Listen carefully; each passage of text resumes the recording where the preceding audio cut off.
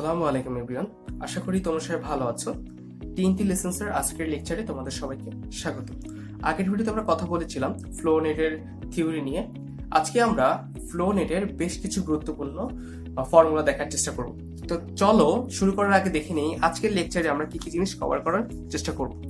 আজকের লেকচারে আমরা হেড লস পার ড্রপ এটা কভার করার চেষ্টা করব। সেকেন্ড, ফ্লো ফিল্ড ডিসচার্জ বের করার চেষ্টা করবো, কিভাবে ফ্লো ফিল্ডের ডিসচার্জটা বের করতে হয় এবং কিভাবে টোটাল ডিসচার্জটা বের করতে হয় সেটাও আমরা বের করার চেষ্টা করব। তারপরে সবার লাস্টে আমরা দেখার চেষ্টা করব হাইড্রোলিক গ্রেডিয়েন্ট পার ড্রপ, অর্থাৎ প্রত্যেকটা ড্রপে কি পরিমাণ হাইড্রোলিক গ্রেডিয়েন্ট আছে সেটাও আমরা বের করার চেষ্টা করব। তো চলো দেরি না করে শুরু করে ফেলা যায়। তাহলে এই যে আমরা ফ্লো নেটটা কি বলেছিলাম, যদি তোমরা ডেফিনেশনটা মনে করো, ফ্লো নেটটা হচ্ছে আমার গ্রাফিক্যাল রিপ্রেজেন্টেশন। ফ্লো নেটটা কিন্তু গ্রাফিক্যাল রিপ্রেজেন্টেশন ছাড়া আর কিছুই না, ঠিক আছে? ফ্লো নেটটা হলো graphical representation of two dimensional water flow. তাহলে দেখো, এই যে এটা যদি আমার একটা কনক্রিট ড্যাম হয়, ঠিক আছে, এটা যদি আমার একটা কনক্রিট ড্যাম হয় তাহলে কি করছে, এখানে একটা ওয়াটার টেবিল আছে, এখানে একটা কি আছে, টেইল ওয়াটার আছে, তাই না? এখানে একটা টেইল ওয়াটার আছে, আর এই যে এটাকে আমরা বলি হলো শিট পাইপ, ঠিক আছে, এটাকে আমরা বলি হলো শিট পাইপ। আচ্ছা, সো জিনিসটা হচ্ছে যে দেখো, এখন ওয়াটারটা কি করবে, অবভিয়াসলি এই সাইড থেকে হায়ার ওয়াটার টেবিল থেকে লোয়ার ওয়াটার টেবিলে পাস করার চেষ্টা করবে, বাট এখানে ড্যাম থাকার কারণে সে কি করতে পারবে না, সে সোজাসুজি বা অন্য কোনো হইতে পাস করতে পারবে না। তাকে এই যে সয়েল লেয়ার আছে, ঠিক আছে, এই যে পারমেবল সয়েল আছে, এখান দিয়ে পাস করতে হবে। এবং সবার নিচে দেখো, সবার নিচে একটা ইম্পারভিয়াস লেয়ার আছে, ঠিক আছে, ইম্পারভিয়াল লেয়ার আছে, এটা এই লেয়ারটা হলো ইম্পারমিয়েবল।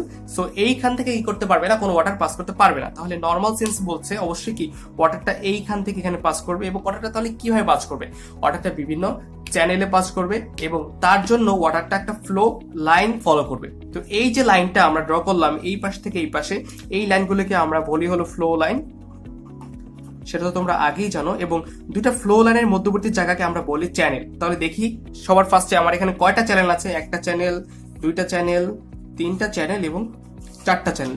ফ্লো লাইন কয়টা আছে, একটা ফ্লো লাইন, দুইটা ফ্লো লাইন, তিনটা ফ্লো লাইন, চারটা ফ্লো লাইন, পাঁচটা ফ্লো লাইন। আগের ভিডিওতে আমরা দেখেছিলাম যে ফ্লো লাইন যতগুলো থাকবে চ্যানেল তার থেকে একটা কম হবে। তার মানে দেখলাম এখানেও সেম আছে, তার মানে আমাদের ফর্মুলা কারেক্ট। এবং এরপরে দেখো, এই যে এখান থেকে অর্ডারটা আসবে, অর্ডারটা আসার ফলে কি প্রত্যেকটা পয়েন্টে কি হেড ড্রপ হতে থাকবে, তাই না? হেড লস হতে থাকবে। এখানে ইনিশিয়াল যে হেড লসটা ছিল সেটা থেকে কি এখানে এটা ড্রপ হতে থাকবে। সো যার কারণে কি হবে, যদি আমি গ্রাফিক্যালি এটাকে বসানোর চেষ্টা করি তাহলে আমি এমন কিছু লাইন পেয়ে যাব যেখানে কি হবে জানো, যেখানে হেড লসটা সমান হবে বা যেখানে পটেনশিয়ালটাও সমান হবে।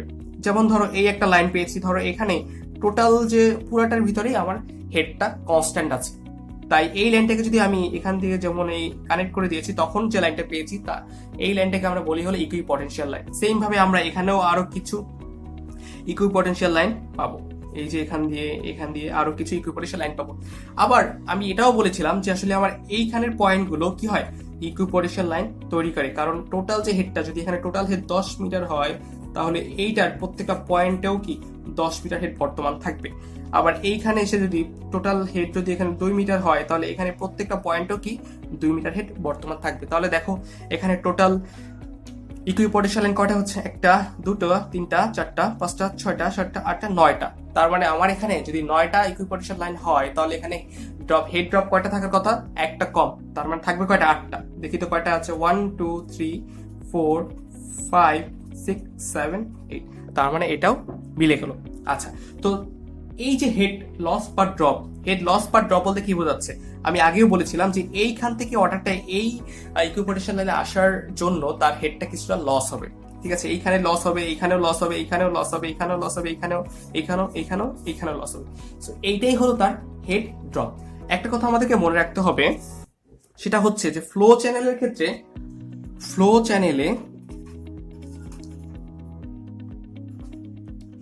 চ্যানেলের ক্ষেত্রে কি হবে জানো, ফ্লো চ্যানেলের ক্ষেত্রে যেটা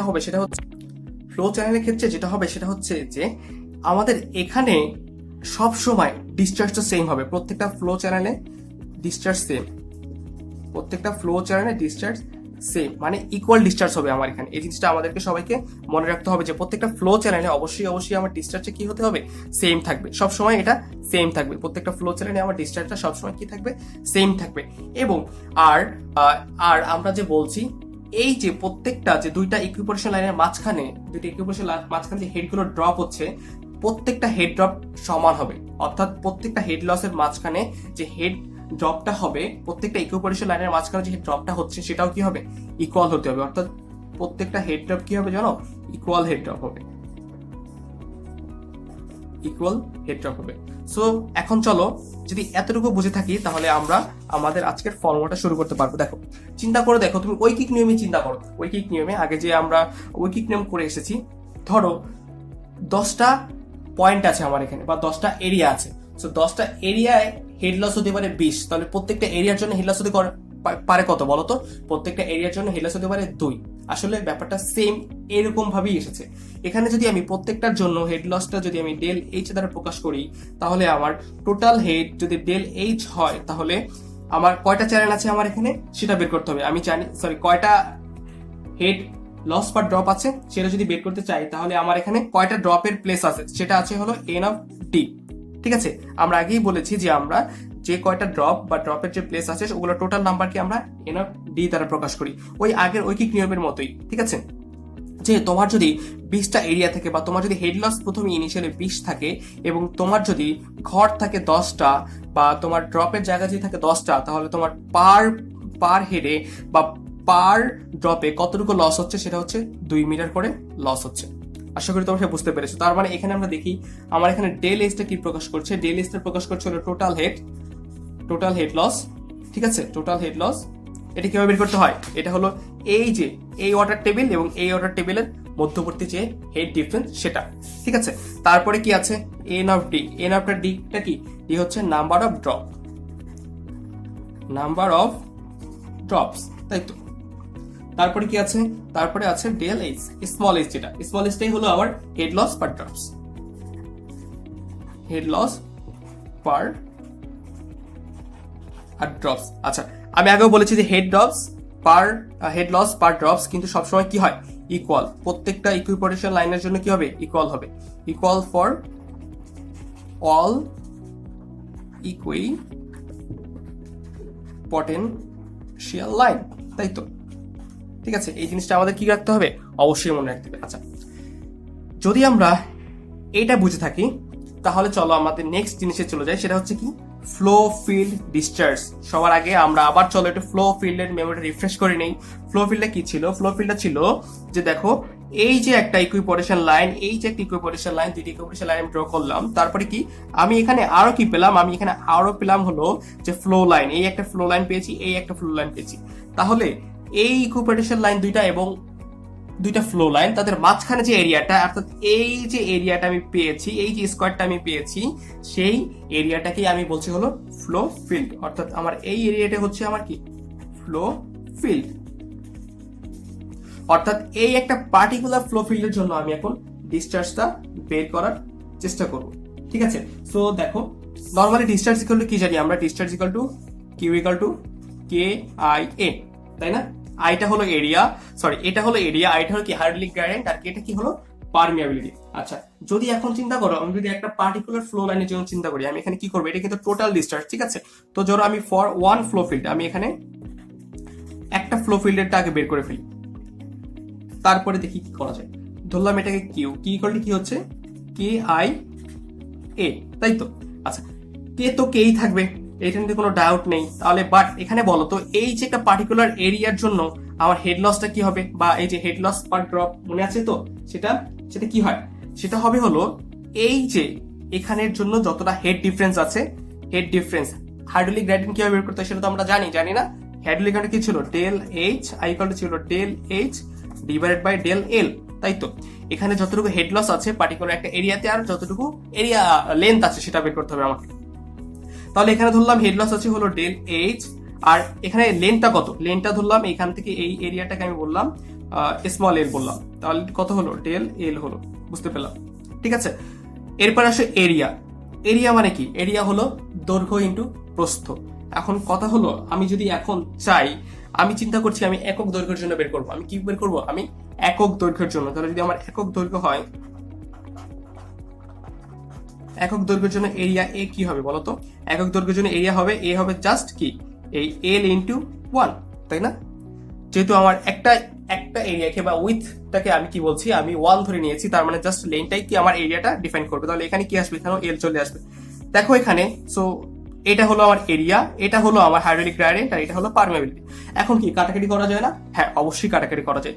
এই এলটা আর এই এলটার মান সমান আমি জানি, তো কি থাকে কে ডেল এইচ। ডেল এইচটা কি বলতো? ডেল এইচটা হচ্ছে আমার হেড লস পার ড্রপ। ডেল এইচটা কি আমার হেড লস পার ড্রপ না? এই যেখানে যেটা দেখেছিলাম। সো আমি এখন ডেল এইচ একটা ফর্মুলা শিখেছি একটু আগে। সো ফর্মুলাটিকে আমি এখানে ব্যবহার করতে পারি না? অবশ্যই পারি। যদি পারি তাহলে দেখি কি হয়, K into del H divided by N D. এটা হচ্ছে কার জন্য? এটা হচ্ছে পার ওয়ান ফ্লো ফিল্ড, একটা ফ্লো ফিল্ডের জন্য, তাই না? এখন দেখো, এটা তো একটা ফ্লো ফিল্ডের জন্য বের করলাম।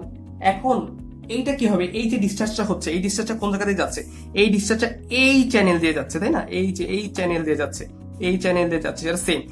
বাট আমি আরো একটা জিনিস জানি, সেটা হচ্ছে যে প্রত্যেকটা চ্যানেলে কি হবে, প্রত্যেকটা চ্যানেলই কিন্তু সেম পরিমাণ ডিসচার্জ যাবে। আমি জানি যে ফ্লো চ্যানেলের ক্ষেত্রে সবগুলোর জন্য ডিসচার্জটা সেম হবে। সো যদি আমার এখানে জিজ্ঞেস করতে বলে যে টোটাল ডিসচার্জটা কত, তাহলে টোটাল ডিসচার্জ কি হবে? যতগুলো ফ্লো লাইন আছে সবগুলোর যোগফল, তাই না? বা যদি আমি সবগুলোর অ্যামাউন্টটাকে গুণ করে দিই, তাহলেই তো আমি সেটা পেয়ে যাচ্ছি, খুবই ইজি। তাহলে দেখো টোটাল ডিসচার্জটা কত হবে? টোটাল ডিসচার্জটা হবে K into del H divided by N D into কি, ইন্টু হবে যতগুলো ফ্লো চ্যানেল আছে আমার এখানে ফ্লো চ্যানেল আছে কতগুলো, এন অফ এফ। তার মানে total discharge Q equal to, এটা আমরা বলতে পারি। ঠিক আছে, আশা করি তোমরা সবাই এটা বুঝতে পেরেছো। চলো এর পরের জিনিসটা আমরা দেখে ফেলি। এর পরেরটা কি হলো? এরপরে যেটা, সেটা হচ্ছে কি হাইড্রোলিক গ্রেডিয়েন্ট পার ড্রপ। অর্থাৎ প্রত্যেকটা ড্রপের ক্ষেত্রে হাইড্রোলিক গ্রেডিয়েন্টটা কি হবে। এই যে একটা পার্টিকুলার একটা ড্রপ আমি নিলাম, ঠিক আছে, এই যে এই এরিয়াটার ক্ষেত্রে হাইড্রোলিক গ্রেডিয়েন্টটা কি হবে? আমি আগেও আমরা এটা দেখেছি, তো আমরা আবার একটু দেখি। যদি ধরো এটাকে বললাম এ এরিয়া, এই এ এরিয়ার জন্য আমি হাইড্রোলিক গ্রেডিয়েন্টটা দেখতে চাচ্ছি, তাহলে কি পাবো? সেটা পাবো হলো, আমরা জানি হাইড্রোলিক গ্রেডিয়েন্ট কি বলে, ডেল এইচ ডিভাইডেড বাই কি ডেল এল। এইচটা কি, এখানে এইচটা হলো হেড লস পার ড্রপ। এইচটা হচ্ছে আমার হেড লস পার ড্রপ, তাই না? হেড লস পার ড্রপ, তাই তো। তাহলে এরপরে দেখো, এই এখন আমরা এই যে হেড লস পার ড্রপের একটা ফর্মুলা শিখেছি না? কি শিখেছি? ডেল এইচ ইকুয়াল কি ছিল? ডেল বড় হাতের এইচ ডিভাইডেড বাই ছিল N of D, number of drop. তাহলে এটা যদি এখানে বসিয়ে দিই তাহলে কি পাই দেখো? তাহলে আমি পাচ্ছি del H divided by N of D divided by del L, বা কি পাচ্ছি del H divided by N of D into L. তার মানে হাইড্রোলিক গ্রেডিয়েন্ট এ ইকুয়াল টু হচ্ছে del H divided by N D into L. এখানে del এইচটা কি বোঝাচ্ছে? ডেল এইচটা বলছে টোটাল হেড লস, এবং এখানে এন ডিটা বোঝাচ্ছে নাম্বার অফ ড্রপস, এবং এলটা বলছে কি, এলটা বোঝাচ্ছে হলো আমার সয়েলের লেন্থ। ঠিক আছে, আচ্ছা, যদি তোমরা এটা বুঝতে পারো, এখন এই যে লেন্থটা কিভাবে বের করতে হয়? ঠিক আছে, লেন্থটা হচ্ছে সয়েলের লেন্থ। ঠিক আছে, ধরো পার্টিকুলার বিভিন্ন পয়েন্টের সয়েলের যে লেন্থ, এই যে এখানে সয়েলের লেন্থ আমি নিয়েছি এল। আবার যদি এইটার জন্য বলে, বা আমার যদি 6 নাম্বার যে প্লেসটা আছে সেটার জন্য বলে, তখন আমার এরিয়ার লেন্থটা হবে এইটা। আবার যদি আমাকে বলে যে 5 এর জন্য আবার আমাকে লেন্থটা হবে এইটা। ঠিক আছে, এভাবে করে লেন্থটা যদি বের করে ফেলতে পারি আমি, তাহলেই আসলে আমরা এইটার হাইড্রোলিক গ্রেডিয়েন্টটা বের করে ফেলতে পারবো। সো দেখি আমরা আমাদের সবগুলো টপিক কভার করতে পেরেছি না? হেড লস আমরা কভার করে ফেলেছি, ফ্লো ফিল্ড কভার করেছি, ডিসচার্জ, এবং হাইড্রোলিক গ্রেডিয়েন্ট বা ড্রপও আমরা কভার করে ফেলেছি। সো আজকে এই পর্যন্তই। আশা করি তোমরা সবাই ভালো থাকবে। ধন্যবাদ। আসসালামু আলাইকুম।